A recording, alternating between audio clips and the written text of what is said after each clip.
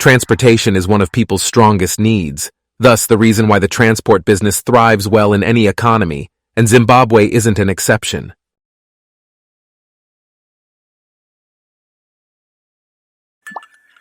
People are getting busier, and they have little time for themselves.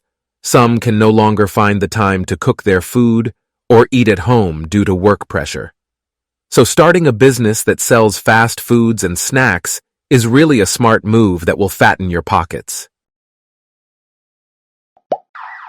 With hundreds of buildings being erected every day in Zimbabwe, the demand for construction services keeps booming.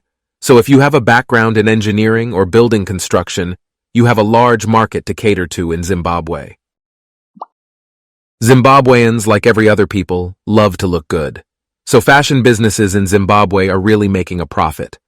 Although this line of business seems flooded, there are still opportunities for new businesses.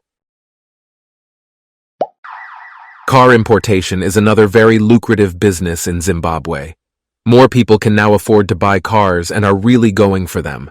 Keep in mind, however, that this business requires huge capital.